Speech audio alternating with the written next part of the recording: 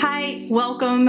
I have been going through quite a big winter purge here lately. I don't know if it's quarantine and just spending almost a year trapped in this 1,100 square foot space with all 4 members of my family and my dog, Charlie. But I've been getting just a little bit, almost even cabin feverish about going through everything and making space and getting things fresh again. So if you're with me last week, then you know I went through my entire closet and I did an entire wardrobe winter declutter or winter purge.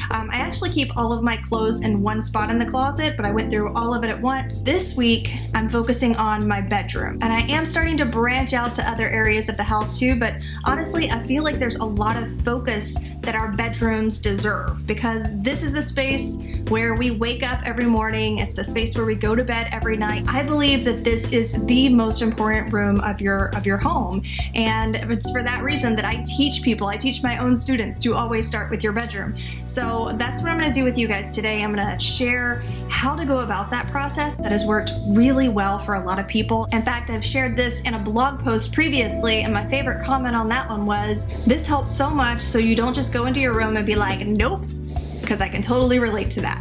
So these 10 steps will really help to break it down, show you where to start and where to focus your attention next, and why, because I like to know the why behind things. And so I think that you're going to find it really beneficial if you're somebody who's feeling like I was and feels like, oh my God, I need to scrub this thing from head to toe and make it fresh again, that I did in my own bedroom recently. So I'm going to kind of walk you through what that looked like for me. We did a few updates in the process of decluttering our room, so I'm going to share some of that with you as well. So give it a thumbs up and let's dive into the 10 steps to declutter your room. And I want to let you know before we dive in that I do have a cheat sheet to go along with this that goes into even more detail on some of the aesthetics that I'm going to talk about today, but it also has the 10 steps listed in a quick, easy to read cheat sheet for you. So you can get that down below in the description or by going to miadanielle.com/cheat sheet.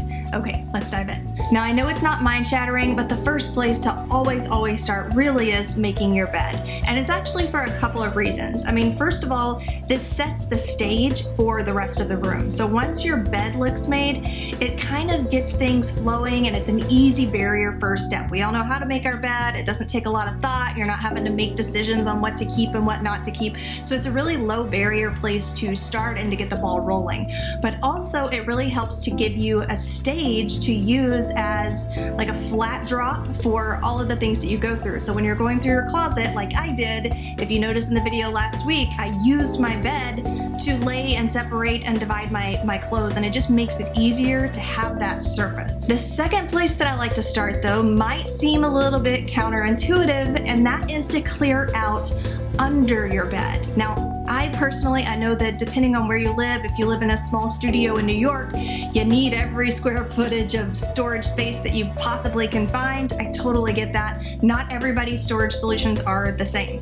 However, me personally, I don't have to use under my bed as storage, and I prefer not to. So if you don't have to use under your bed as storage, then I definitely recommend that you don't, because it just feels so much better. It feels so much airier. You're not having to worry about things getting lost under there, dust and animal hair getting caught under there, because it absolutely does happen. Not to mention, I've seen a house before that had so much stuff under the bed. They actually had hundreds and hundreds of spider eggs that had spread behind some of the stuff that they had under there, and that really traumatized me from keeping anything under the bed. I like to be able to just bend down, take a quick sweep with my eyes, and know that there are no creepy crawlies happening underneath my bed at any given point. Plus, we have a RoboVac, which is really convenient for vacuuming underneath the bed more regularly, and I like to make sure that there's nothing that can obstruct or get Eufy, is what it's called, stuck up underneath the bed to where it starts beeping at us and we have to fish it out. It just makes things a lot easier, and I definitely recommend, if you don't have to use storage under your bed,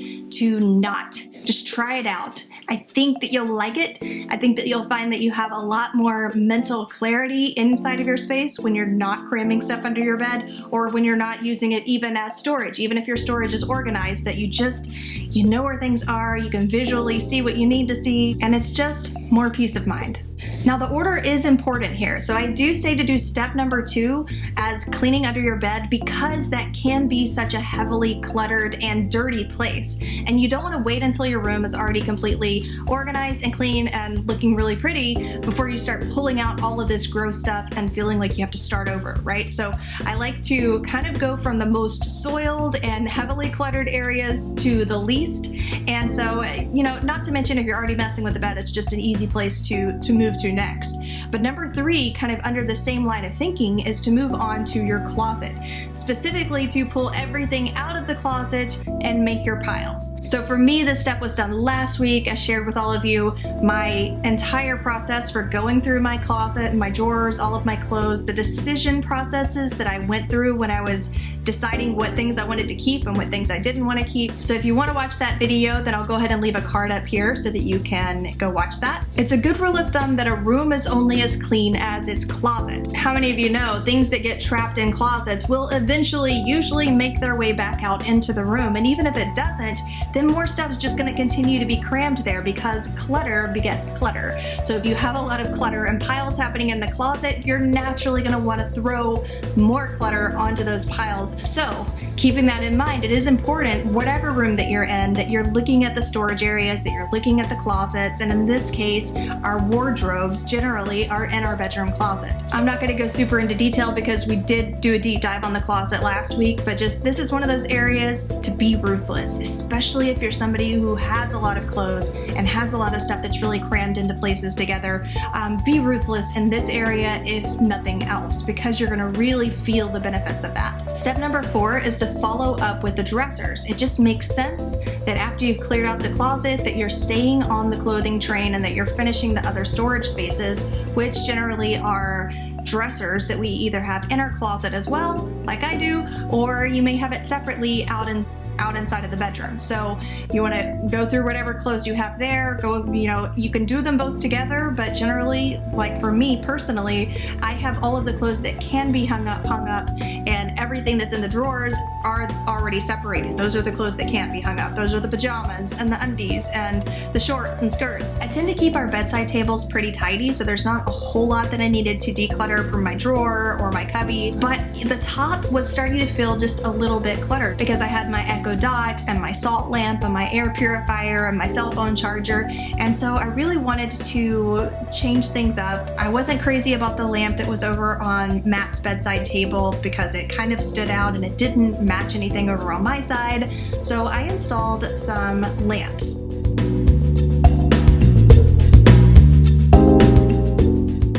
Actually are mounted to the wall, but they plug into the outlet, and I'm really happy with them. I got rid of the tall lamp that kind of stuck out over on Matt's bedside table, and now they match and they move around so that we can have different lights for reading and for crocheting. For me, it lifts things off of the table and things look less cluttered because I was able to move things around. So you'll see some of the things that I moved around. The air purifier is no longer on my bedside table, now it's on the desk. I also went to Target recently and found these little baskets. It's a little cloth basket, and so instead of having my cubby open like it used to be, now I have this basket that slides in, and I think that it just makes things look a little bit tidier. Number 6 is to open up a window and dust. At this point, I'm assuming that you've gone through most of your furniture that's in the room, hopefully. If you haven't, then you should go through those things as well because they don't have a separate step for them.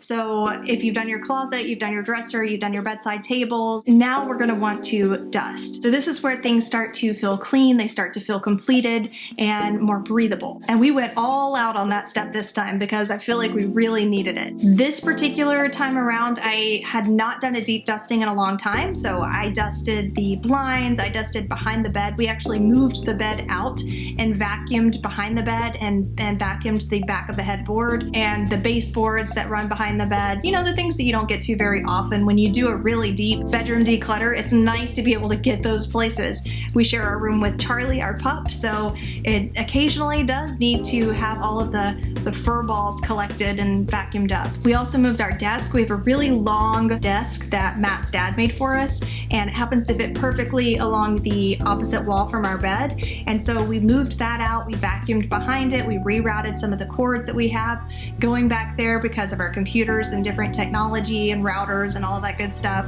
So we sorted all of those things out, which felt amazing. Step number 7 is to clear the surfaces and select your display items. This is all about select, select, select. Be selective. If everything is displayed, nothing is displayed. You know, it's like I always say, if everything is sentimental, nothing is sentimental. Well, the same rule applies for so many things. So, at this point, you're thinking your closet's done, right? Your bed's done, under your bed. All of the big, heavy, cluttered areas are already taken care of. You've dusted, so things are clean. And all that's really left is for you to display and make sure that the surfaces look visually the way that you want them to look. And this really starts pulling things back into how do you want to feel when you're in your space? What types of items do you have that are going to bring out certain types of energy or certain memories that maybe are going to make you feel a certain way inside of your most important space, your bedroom? Step number 8 is to do a floor check. This is something that I recommend to people all the time. Do a floor check because we really don't pay enough attention sometimes to our very valuable real estate, which is the floor. What's touching your floor?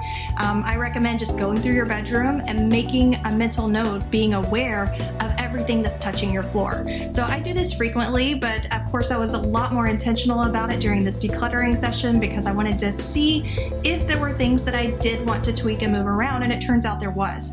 So we ended up getting rid of the floor lamp. I decided that a smaller lamp to put on the desk was actually going to be more beneficial, and that allowed us to scoot the desk against the wall and use the extra space on the end to put Charlie's bed, which up until this point we've been kind of floating around to various places without it having a real home of its own. I'm really happy with the way that this worked out. Now she's got her own little den cubby area. We're not moving it around anymore, and I'm really happy with the space that it's lifted up with moving the extra things that we didn't necessarily need to have. Step number 9, we're bringing it back to the core, tidying up the bed, because if you've been using it as a flat surface, like I always do, whether you're going through clothes or going through your bedside table, we tend to just set things on the bed, especially if it's right next to you. So you need to go back through, maybe shake off your covers again, tidy up your bed, making things just visually look the way you want them to look, kind of bringing it back together into this cohesive visual aesthetics. Outside of the box of clothes that I ended up decluttering last week, we ended up getting rid of just a handful of stuff from bedside tables and the desk. And step number 10, vacuum and put out whatever amazing scents you want, whether that's a candle or essential oils or incense. Just really bringing it all together, making sure that things are vacuumed. I like to save vacuuming for last. It never fails. You think you're through and then you go wipe something and then all of a sudden you need to vacuum again. So I save the vacuuming for last. It makes things look nice. It adds those lines to the room if you have carpet, and it just all together makes things smell and feel fresh and complete. So those are the 10 steps, and it's the exact same steps, same order, same everything that we used to declutter our room today.